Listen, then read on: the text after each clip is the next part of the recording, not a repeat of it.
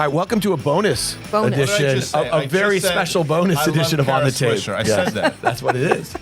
You know, people always ask us, Guy. Remember, she used to come on the Fast Month. Well, first of all, welcome. Thank you. Welcome back, actually. Kara was one of our very first guests on the tape in March, I think, of 2021. Yeah, it was. And you've come back to OK Computer. You don't love the name. It's probably growing on you a little bit, but this is on the tape podcast. Can I tell you something? When Kara says something, she's not going to indulge you. No. She does not suffer fools, which is amazing. She's here with me. I know. But I digress. All right, so Guy has never listened. Nice tan, by the way. San Francisco. Really? You're getting a lot of that. Just we're in Napa Valley. We went to Napa on Monday. We stayed at the Carneros Inn, which is spectacular. Spectacular, yeah. Went to about 5 or 6 different vineyards, but the off-the-beaten-path ones, like Truchard and Kinski, I believe, it was lovely. Good, yeah. And as I was saying before California's we started, not bad. San Francisco was spectacular. I agree with you.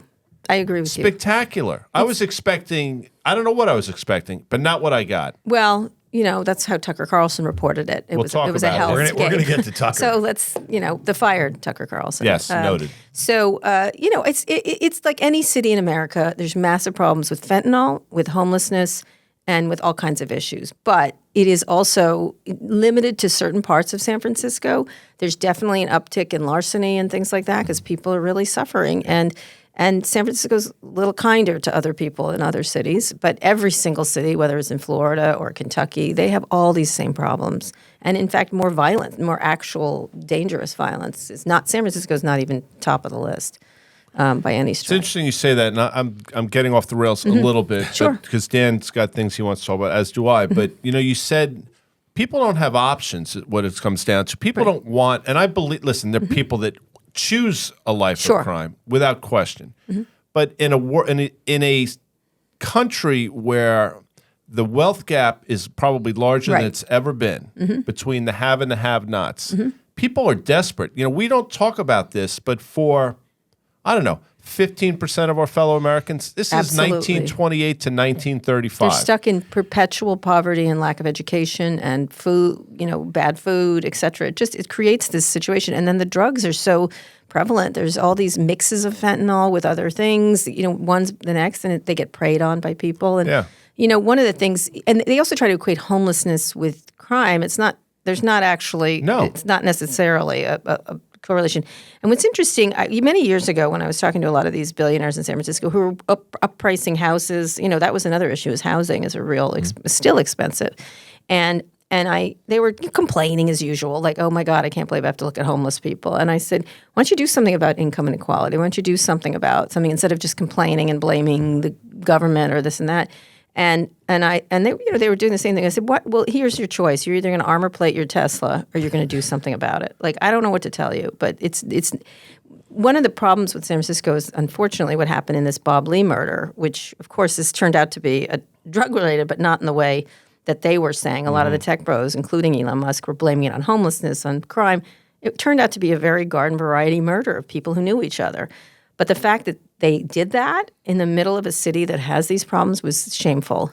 I don't think people choose to be homeless. No. I don't think there are people that choose to be criminals, but for a lot of people, it's a last resort. It is. Can I feed my family? And I'm not advocating violence, criminality, any of those things, but we have to understand what's going on here. Just to demonize these people out of pocket. Yeah. So when you hear San Francisco is a hellscape, I hadn't been there in probably 6 or 7 years since Dan and I were there last. It was anything but. Now, I'm sure there are pockets. Right. But we have to really... I could take you some terrible parts, but most of the city is fine. Yeah.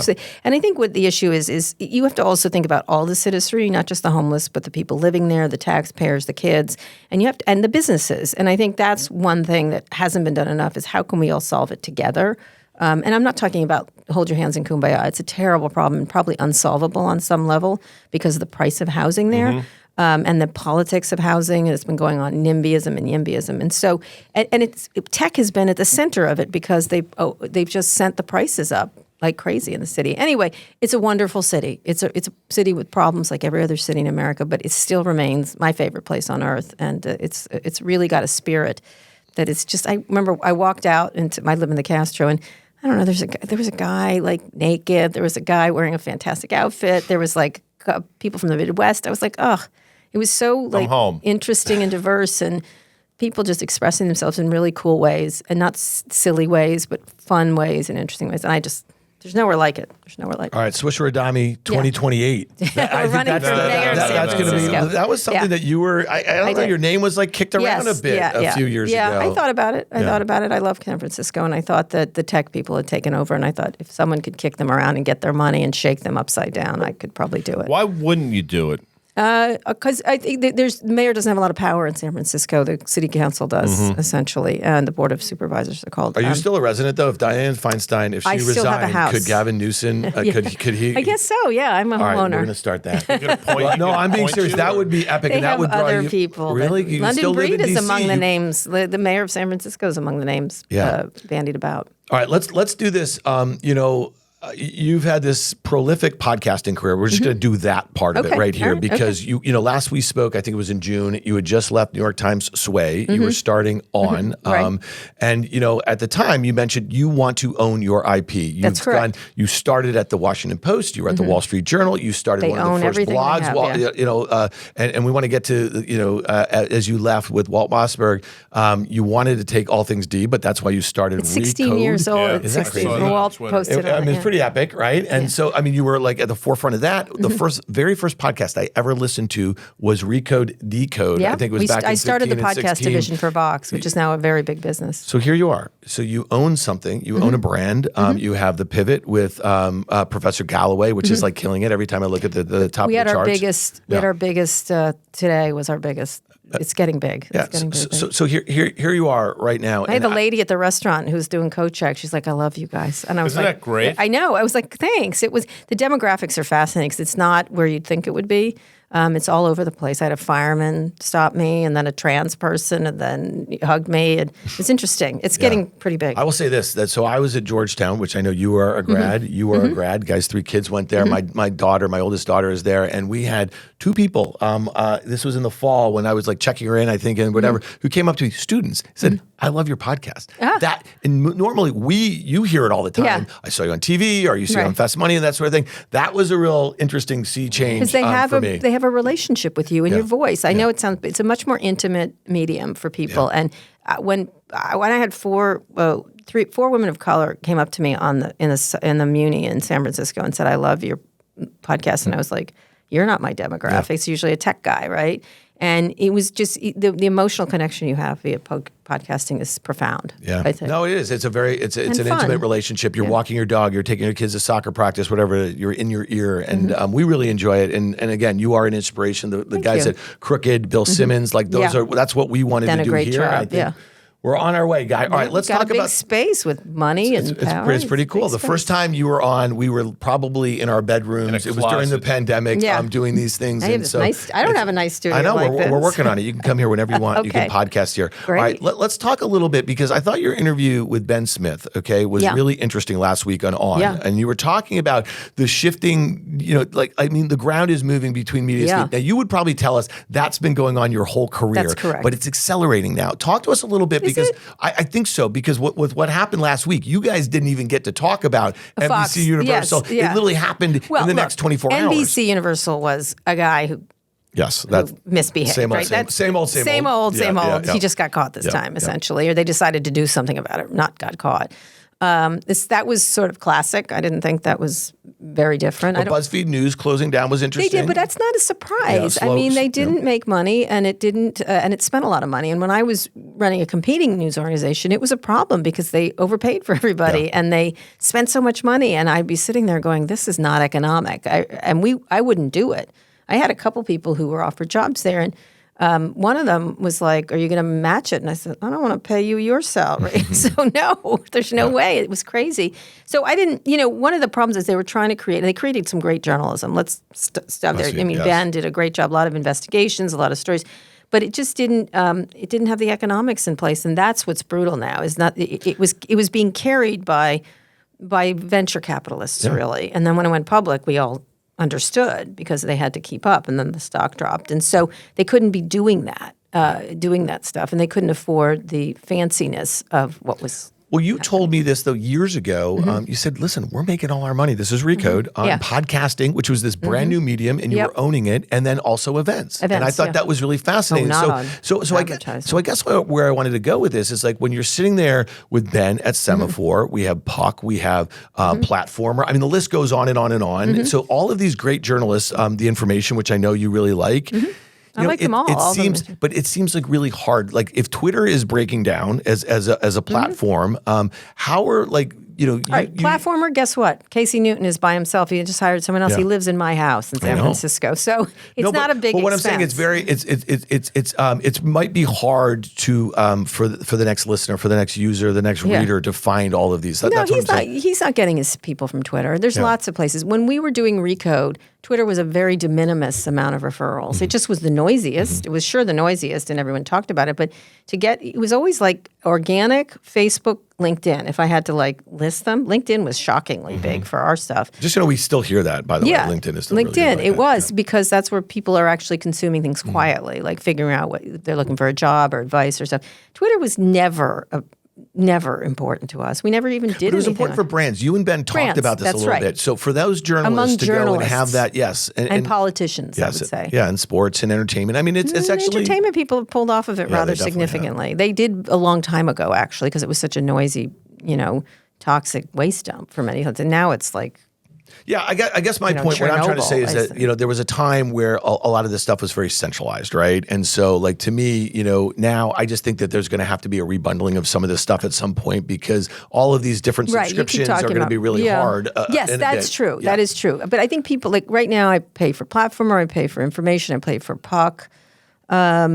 I pay for New York Magazine. I actually do. But you still pay for the Times. You pay for the Washington Post. You're paying for all the stuff that you used to, and now I'm a lot doing that more. with cable too. So it's as long as I get value out of it, I buy it. Like Disney Plus. I have a small daughter, and she watches Frozen 14 times a day, and so that's worth it. Like that. Well, where is this going with the demise, let's say, of linear television? Is really what I'm kind of saying here, because I think there's a super bundle, and I think among certain verticals, I think like someone like you could roll up all of the best tech journalists and get away into pop culture, that sort of thing. It's been tried. Yeah. It's been tried. So how do you monetize it? Like advertising? John Patel tried that, if you remember. Yes. He had that. What was it called? Federated Media. They weren't doing anything. I mean, I know John, and he's a legend. No, I know, and but all I'm saying that was the concept behind it. I know, but think about everything we just talked about. Is like we look at all our sponsors. We have these amazing financial services companies. They want to be with people that they deem to be influencers in the space. Thought leaders, so what would they need? Like that's what Substack kind of is. Like, but eventually you get big enough. Substack so what do you need? Just a platform company just to launch your own little business. And I just think that all of those.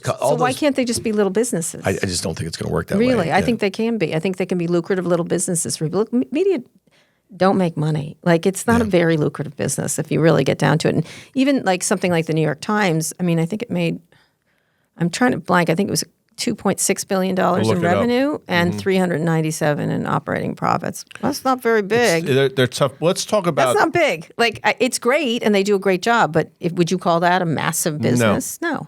Let's talk about journalism though. There used to be, this is again my opinion, a nobility in journalism. Now the voices that have gravitas are the ones that choose a side effectively, and the people that are willing to be the most outrageous, it seems like. I mean, we can rattle off the names. It doesn't matter.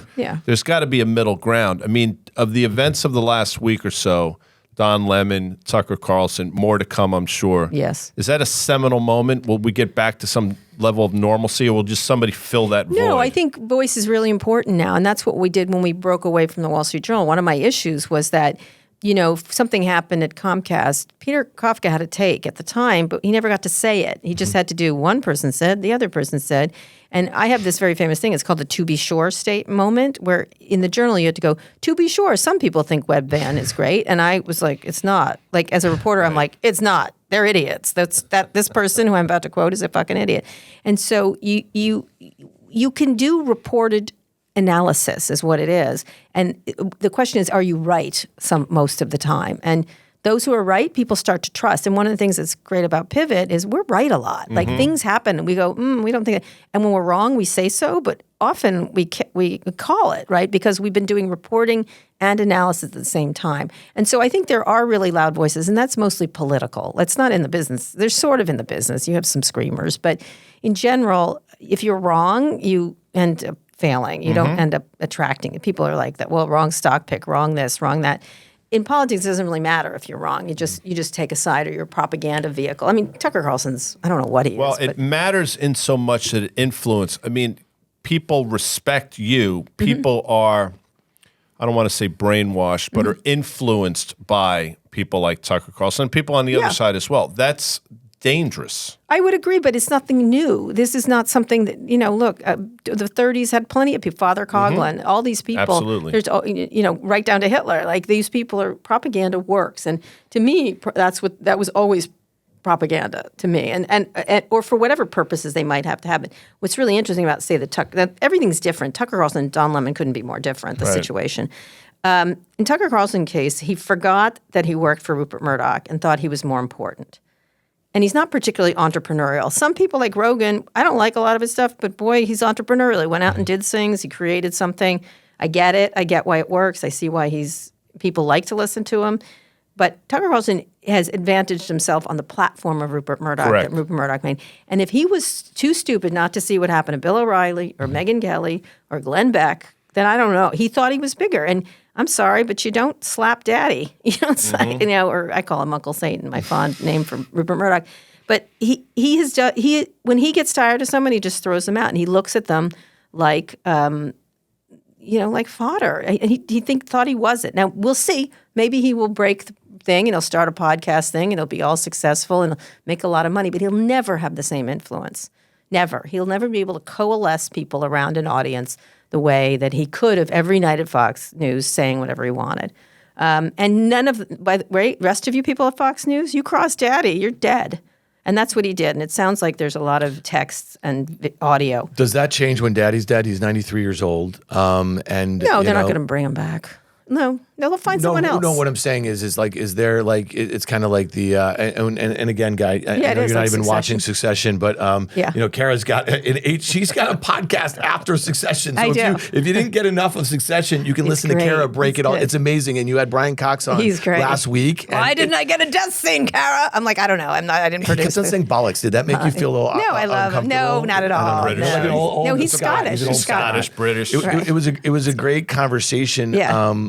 But he was only going to do it for 10 minutes, and then he just had a lot to say. He kind of enjoyed it, right? Yeah, he did. We had a good time. Well, I just wonder, though, I mean, to Guy's point, I think that, Tucker had 3.5 million people. He was really the loudest, angriest voice. He was pushing misinformation. He was, a lot of veiled hate speech. His documentaries were laughable. Sort of thing. But yes, they're dangerous. But guess what? They'll find another one. They'll just move on from him, and then So what does that say about the citizenry here? Again...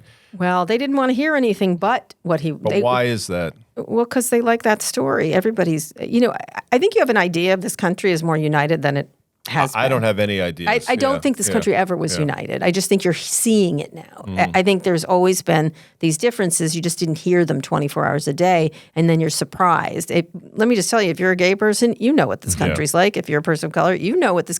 Not that things aren't great. Like, I'm not one of these people that goes, oh, it's a terrible country. It's so unfair.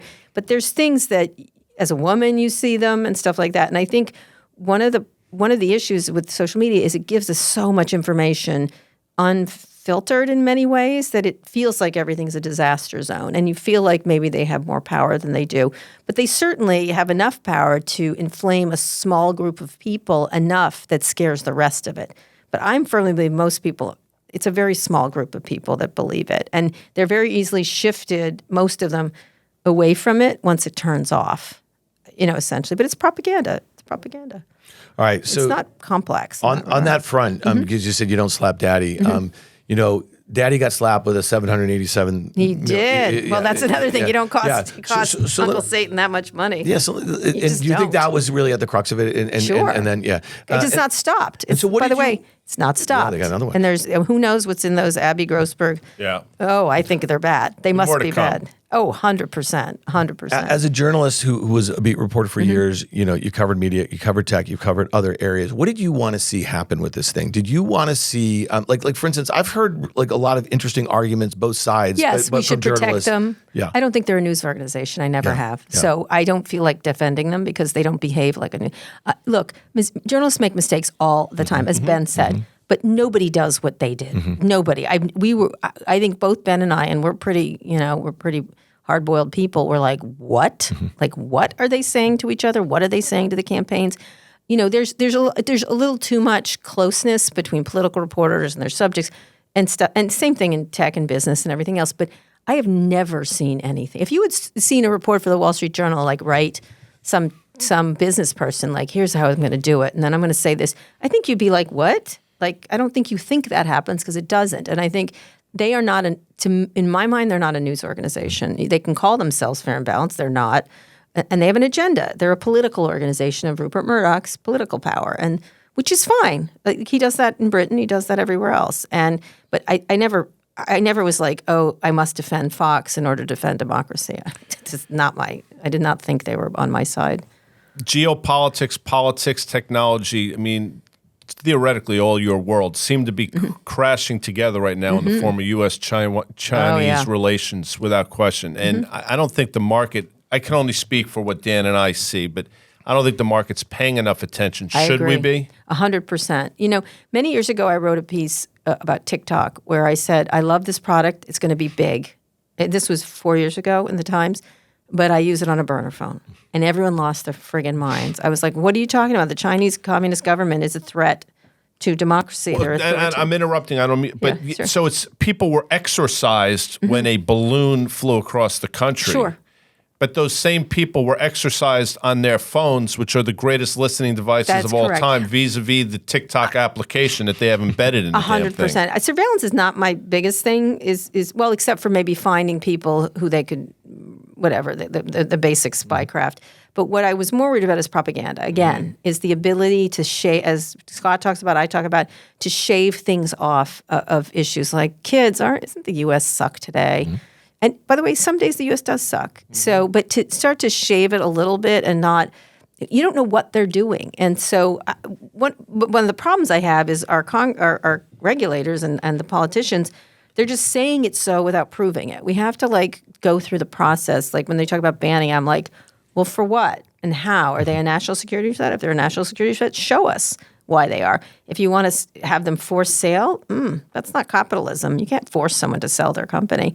And so they have to, there's all kinds of ways of foreign ownership they could do it, but they really do have to, cross their T's. Do you think, and you were reporting for years, and I remember you had the Vestiger at your conferences on your pod all the time talking about regulation. This was the boogeyman for big tech, really. And nothing really happened. And today, as we're recording this, the EU, nothing has happened. The EU is blocking the activist deal. And again, I think Microsoft, given what's going on with OpenAI, they actually might be excited about that. They might be like, you know what? We don't need to spend $70 billion. We did that deal in January of 2022. When you think about how different of a world that was. That's what I'm told. Yeah, but in some ways, think about it. Like they just spent, $10 billion investing in OpenAI. Again, I'd agree. I think it's a headache for them. But do you think all the folks that you talk to and the access that you have to these, and predominantly men, who are running these massive multinational platform companies, are they as focused now on this China situation as they were, let's say, regulation a few years ago? Because to me, they're focused on regulation. There's some very significant investigations going on by the government, but they're not going to go anywhere. They're not going anywhere. But the China thing is really existential. When you think about, and Guy and I talk about this in our pods a lot, when the precedent that was set by U.S. multinationals when Russia invaded Ukraine, with what they were doing with their business in Russia, let's say if the Chinese were to invade Taiwan or do some sort of blockade or this tit for tat as far as this economic hot war that we're in, and there's no doubt about it, that's not calming down anytime soon, especially as we go into election year. I'm just wondering, are the powers that be as focused on this? Because we look at some of these companies with, most of their growth coming from, let's say, China and the Chinese consumer. Tech, there's two particular Tesla and Apple, right? That's which we talk a lot. Yeah. It just doesn't seem like that is priced into the. Maybe it's getting priced into Tesla here. I don't think the Chinese are as thuggish as the Russians. I don't think you're going to see something like stupid in this country's behalf. Like Putin's just a thug. He's a rogue state. Like, I don't think China thinks like that. What I'm more concerned about is the reason I started to get concerned is many years ago I was at an event and this admiral started talking about Chinese cyber capabilities, and I really paid attention to him. And I went up to him afterwards and he said they're the single most important adversary of ours, and not militarily necessarily, but of course there's military issues. But he felt that they were way ahead in all kinds of tech and airways. And, people always discount the military. Those guys are sharp as friggin' tacks, those top level military people. And it's the first time someone really articulated the real issues that are going to be very hard to beat. And then early on, Mark Zuckerberg had talked about it with me, about, sort of a Xi or me argument. And I was like, don't want to have to pick. But the idea of national champions, which I'm not sure I agree with either, because I think most of the reason everything gets created in this country is because of innovation from the bottom up, not innovation from the top down. And so I was never really worried about their innovation cycle, especially if it was controlled by the Chinese government. But certainly they really do put a lot of wood behind arrows there in the way we don't. Listen, I equate it to Russia is Sonny Corleone. You can see him coming a mile away. Thuggish, but easy to identify. Chinese are Michael Corleone. Does that mean they're going to die in the toll booth? Maybe, perhaps. Yeah. That was a great scene, by the way. Did you? You a Godfather I love that. fan? Are you kidding? Of course I am. Hello. Kidding. I love that. Anyway. Yeah. But the Chinese scare me because I think they're calculating and they're willing to lose battles in order to win. They've done that around the world with minerals. Question. Look what they've done in Africa. I mean, they were in Africa 10 years before the rest of the world. They were. And I think one of the things, they are a clear rival. And also the opportunity for partnership, too. They are also inextricably bound with us in terms of finances and products and stuff. So they've got to be careful, too, because Russia, they got oil, right? Okay, that's it. But China has a real strong relationship with the United States economically. And so everyone's got to be very careful about how we handle and get along. We have to get along with them because it's economically disastrous if we don't. I was just in San Francisco, as were you, the John Carroll weekend for Georgetown University. I had the opportunity to speak to the Dean of School of Foreign Service, and he's a great guy. And he said the Chinese had a real opportunity early on Russia-Ukraine to sort of broker a peace deal. And he said the United States should have gone to them and said, here's your opportunity on the world stage. Take leadership. You want to be a player. Here it is. We're not going to abdicate, but we're giving you this shot. Obviously, it never came to fruition. Now that's long gone. But what's happening now? But now through a completely different lens. Now, so what does that mean for us here, if anything? Well, they're just stepping in. I mean, it's very difficult. Our relations with Russia are so bad. They're not going to go anywhere. And certainly, the Ukrainians don't want to give up. Don't want to end up giving up land. They shouldn't. It's their land. And allowing Putin to take what he took only emboldens him. So I think we have to win. I mean, the coalition has to win on the ground there more significantly. But hard to do, hard to hold a coalition together compared to Russia, where he has complete control. And he doesn't mind throwing people and materials at it. And with the help of others, China doesn't mind making it hard for us. So yeah, and to your point, Guy, I mean, Macron doing the trip that he did and everything like that, I mean, it really does kind of... but it has huge economic implications. I think ultimately China and the U.S. have to realize this isn't good for the two of us, because we're more on the same level than But that's like Russia. a 2025 thing. I mean, if you think about it, it's not likely to kind of calm down because just with the election next year and everything. Yeah. Kara, it's interesting on your podcast, I noticed that you have this fine sponsor, an American company that makes fine EVs. And, I love and I got to ask you, so it's Chevy Bolt. Sad. Chevy Bolt. And I got to tell you, But are you just trolling Elon here? No, Because I'm not. sure I love you my had Chevy Bolt. Hundreds of potential sponsors. No, I for do. that fine podcast. No, it is not. They came to me. We also did Lyric. We're going to probably be doing their next cars. The reason I love my Chevy Bolt, and by the way, they're not making them anymore, but it's because it was on an old platform. They're focusing on I think it's Ultium or whatever the name they give it to it. We'll have all those cars on it. I love my Chevy Bolt. I really, truly love it. I do. It's funny. I would never buy a Tesla. It's too. I don't. It looks you're like looking at me like I've bought one. Let me just tell you, it looks like an egg. It's not an. It looks like an egg, and there's a big computer screen glued to the front. No interest. I have seen the new ones. They have the beautiful Mercedes. If I felt like buying an expensive car, I would. The Mercedes are beautiful. The BMWs are beautiful. The Porsches are beautiful. There's all these. The Lucid. Oh my God! Beautiful car. What a fantastic car. Why would I pick just one? Well, first of all, they haven't updated them in years. That's right. It's not pretty. If I'm going to buy a car, it's going to be pretty. If I'm buying a car, it's a 1968 black GTO convertible. Oh, of course it is. Before the Endura bumper, by the way. Let me just say, of course it is. Of course it is. Anyway, sorry about that. I love my Chevy Bolt. It's a little snazzy little car. It's a great car. All right. $28,000. Worth it. That's fantastic. Plug it into the wall at my house. Fantastic. Elon can't cut the prices fast enough. He can't. to get down to. I still wouldn't get down buy to the it. bolt. So what's the beef that you guys have? I don't What's have a going beef. on? There's no beef. I covered him for years. So I was with you. I was How many times have you interviewed him? More than anyone. I know you have, and I was at Recode in I guess September 2021. Yeah, that one and was he came fun. out. He had one of those things, guys, like an Around his ascot neck. or something Yeah, like an that. ascot. Yeah, an ascot. I don't know what was happening there. He is like behaved with you. Yes. I've seen him interviewed in person in other places. I've seen. Why was he behaved, and why is he not speaking to you right We have had a long relationship where we talked and argued for years, and he was sane. I don't know what else to say. I think he's lost the narrative rather significantly and curdled in some way I don't understand. And for reasons I don't quite understand. He's more paranoid.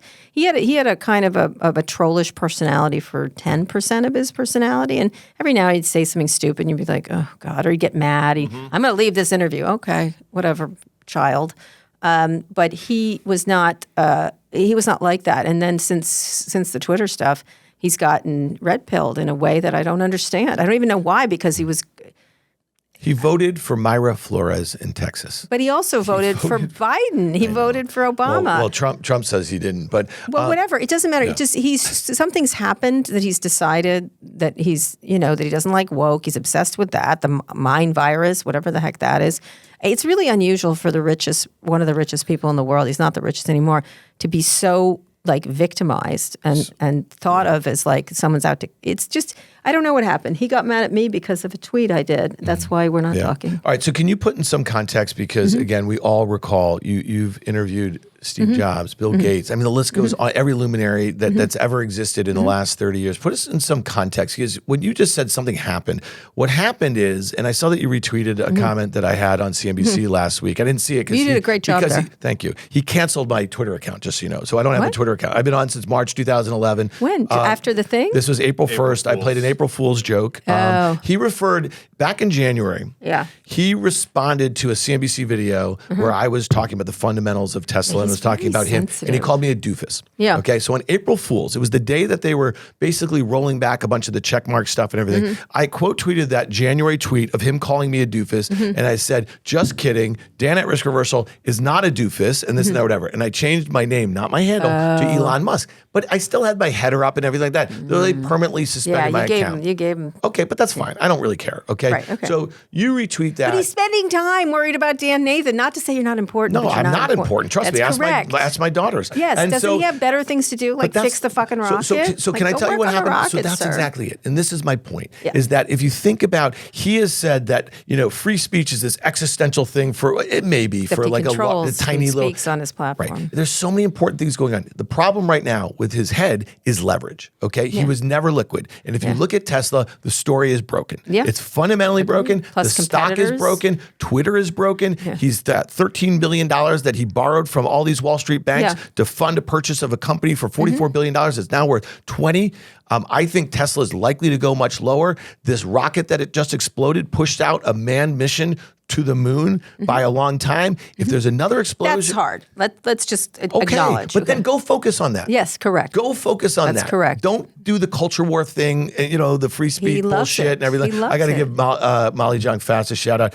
I think she nicknamed him Space Karen. I've been calling him Free Speech Karen. That's pretty genius. Yeah. Just go do that. But he's not free speech. He just cuts people off when he bullshit. I don't know what's happened. That's right. I think someone's like, oh, you hate Elon. I'm like, no, I love space Elon. I love Tesla Elon. You push back at me on the pod I was over the last couple come on, of years. This is cool stuff. And they're hard. And by the way, he's got a lot of competitors now, Tesla. Space, not so much. He's doing actually some really amazing things, even if they blow up pretty far ahead of a lot of people. Twitter Elon's an asshole. Yeah. So it's like hard. And you're like, stop focusing on Twitter. Go back.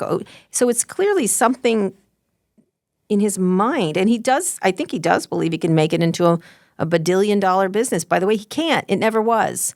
I don't know what he could do. Payments, I guess. Maybe that'll work. But would you trust Elon with your credit card? Not Kara Swisher. Are you DMing? I'm not. I was not DMing. No, I've changed it a because little I bit. don't trust that you he owns DM'd this me. platform. I mean, I assume they're looking at it. I just assume. It's pretty scary stuff. And well, Is that except I don't direct say that much. messaging? That would be the direct messaging. Yeah, that's probably a bad idea. How do you guys hug it out? What's going to happen here? I'm It's not. over? After he did the Paul Pelosi thing, I don't think I have any time for this person. Like I don't. There's part of me. It's like, oh, I'd love to get that interview, and then we yell at each other for an hour essentially, and then but making up a man gets attacked and he a radicalized person who was radicalized online. And then he puts conspiracy theories as the head of Twitter. To his 134 million followers. The trans stuff, unforgivable. Yeah. It's like Trump. Trump is trying to. Although, here's the one thing. People say, why are you talking about? I said, you know what? He's critical with Starlink. He's critical with SpaceX. So he's important. Just the same way everyone's like, why do you talk about Trump? I'm like, he's the presidential candidate for 2024. Yeah. And they're like, well, if you don't pay attention to him, he'll go away. I'm like, no, he's not That's going what people away. thought in 16. Yes. I mean, to be honest with you. Yeah. That's what the Italians like me think. If you don't go to the doctor, it's not going to get any worse. we gotta talk about that. I asked you this last time. Sure. Who do you want to? Who you've interviewed everybody? Who's out there though? I'd love to interview him, her. I mean, well, there's one wonderful interview I want to do with Dolly Parton and Taylor Swift together. That would be amazing. Because I want to talk. You know what I want? I want no cuteness of Tennessee cuteness from Dolly, and I don't want any boyfriend stuff from Taylor Swift. I want to talk about business with these ladies because I think they're badass business. I want to talk about they are so smart from a financial perspective and copyright. I'd like to talk to them about business. I don't want any homegrown. have you made corn the pone. overtures? I have tried. That would be a really because I want to know about them as business people and how they think about their business because I think they are some of the top business people who are entertainers. That's why Dolly Parton has all kinds of stuff going on with copyright. She owns lots of people's copyright, IP and stuff. Fascinating. Taylor Swift is always on point. Taylor, my daughter Ellie is obsessed. Not just the singing. And let me say this: Trump. I'd like to interview Trump. Yeah. Do you think he would sit down with you? Yes, because here's what I want to do. I proposed to them. I want to do it at Mar-a-Lago with like velvet ropes, and I want to be right there in the lobby, and he'll feel safe, and then I'll be able to do my thing. He's hard. He's hard. It's hard to interview a narcissist of such a massive amount. He would do it. Maggie Haberman was just on with your pal Preet and the other day, and it was a great conversation. And Preet just looked at her and he said, "Why does he keep sitting down with you and talking to you? Because you're just, you know what I mean? You give it everything to him. You just write the book, and he looks like a jackass." Yeah, he does. Well, he doesn't care. Somewhere, and you could probably say this about Elon, because I did a Walter Isaacs interview. He talked a lot about his father and that very problematic relationship. Somewhere, a little small boy didn't get hugged enough as a child by someone. And so or maybe they started out that way and then it got worse. Did you read the Ashley Vance book on Elon? Yeah. That he couldn't help. He didn't want to participate in it, but then he did. Of course, they all do. And it sounds like he had a tough upbringing. I'll just say this: I was a Penn 95. No excuse. He was supposedly Penn 95. Nobody in my class remembers Elon Musk. Let me just say, lots of people had bad upbringings. They didn't behave like this. That's my thing. And I think probably of someone I'd like to interview. Gosh, Xi Jinping. He'd be hard too. That we wouldn't really get that much out of him. Gosh, I've done pretty much everybody. I know you have. It's remarkable. What if most people say yes? Sit down with Tucker Carlson. Is that something you would asked consider? him many times. Yes, of course. I've asked him many times. He almost came to Code one year, and then Fox correctly pulled him out. He accepted, and then they pulled him out. He'd probably do it right. I'd like to talk to him about private schools because once on his show, for some reason, he got obsessed with me, and he said, "Kara went to private elite schools," and I'm like, "Hey, Swanson Fortune kid, like your private school costs 16 times my private school. Sorry." But I think he'd be interesting. Yeah, I think, again, narcissists, so it's hard. Narcissists are hard to interview. No, I just think, you've done so many amazing interviews. Yeah. I mean, I'm sure you do think about these things. All right, who would you like to interview from history? From history? Yeah, pick one from history. I got it. Teddy Roosevelt for me. All right. All right, I like that. I would go sort of the Harry Truman, I think. Harry S. Truman. Harry S. Dropped Truman, a big I one. think. interesting. Dropped two big ones. He had to make a pretty bold. Good one. I just think I'd love to get inside his mind, understanding the decision. Jesus. Well, I mean, that's the first. Jesus, the historical Jesus. That would be so fascinating. And he would know what happened, right? So he'd be like, "Oh God, those people," or whatever. That would be, I mean, I guess go that's Disney, an iconic go one. Disney. All right, so we got Pivot, we got On, we got Succession that's coming to an end. You're no longer doing the Code Conference, but I suspect there's a big conference coming up. And what else? Yes. What else are you doing? You're not writing anymore. So I really loved seeing you in the New York Times. I wrote a book. Oh, you did? So tell us about that. Oh, you know that I wrote a book. Okay. We're teasing that. Okay. It's a book, and it's coming. I can't say the name of it yet. You saw it's pretty fire, the cover, though. Yeah, it's unbelievable. Can you say, guy? It's fantastic. Fire emoji. Yeah. And it's good. It's funny. And it's my time in Silicon Valley. And I don't mention everybody. People are going to be surprised because I'm like, some people, I'm like, I don't want to write about them. I don't feel like it. You're not in it, guys. Where do you I'm get sorry. your badassness from? That to me, by the way, that's the highest compliment I can pay somebody. Badassness, okay. Yeah. It's not a word. I've I always been understand like that. this. I've But always been like this from the day I was born. You believe that? Yeah, my mom tells me 100 times. Isn't that great? Yeah, I think I was always. I think being gay, it was like at the time it was hard, and so I was like, oh, they don't like gay people, so I might as well just be me. And I don't know. I just always very. When I was born, my grandmother called me Tempesta. So I love that. Italian, I love 100% that. Italian. You know what that means, I do. right? Yeah. So that was my name as a child. So Very there you few have it. people suffer. You don't suffer fools. And No. as I said earlier, I'm shocked you're here sitting with me. Mm-hmm. But it's not. I think it's extraordinarily admirable. More people should be that way. I don't think I'm mean to people. That's not what I said. Yeah, yes. I don't think I take cheap shots. I think that's pointless, And it's an interesting thing because a lot of people, like I was just recounting someone who was making fun of Mark Zuckerberg's looks, his hair or something on his face when he wore that white stuff. And they're like, don't you think so, Kara? I'm like, why are we talking about his looks? Mm-hmm. Like, is this fair? Is this anything to do with anything? We can talk about his issues on the platform, but let's not do that. So I try to be super fair and at the same time I don't have time. I really don't have time. You don't either, Dan. Swisher 28. Swisher Adami 28. All right, Swisher. listen, I'll just say this: that Kara came on. I first met you. I think it was like 2013. She came on our show at Fast Money. I think she nicknamed us the Screaming Fast Money Screaming guys, Fast or something Money. like that. But you've been no, I know. I was. What do you think? What's going to happen? It was probably more Tesla me. up or down? Like, oh my God. Yeah, she's like, Stop. settle down, people. Settle down. It was probably more me, but you've been tremendously generous. I honestly, I think that some of the stuff that I've done away from CNBC as it relates to writing and podcasting, you've been super supportive. You've always said yes, and I really appreciate that. No I've learned so problem. much from you. Thank Kara, you. You're and so we're nice. We're honored to nice have you. guys. Well, So, thank you. I got to go. She's a legend. She's got to go. No She's got to go hang out with bullshit. Louis. I'm going to hang with Louie. Hi, As she Louie. should. Wave to my son. Thank you, We're going Kara. to get our hair cut. Get them all cut. All right, right. Kara Swisher, you can catch her on. You can catch her on the Succession podcast. That's the You can most catch fun. her with Pivot. They're all great. So thank you so much. Thank for you being so here. much.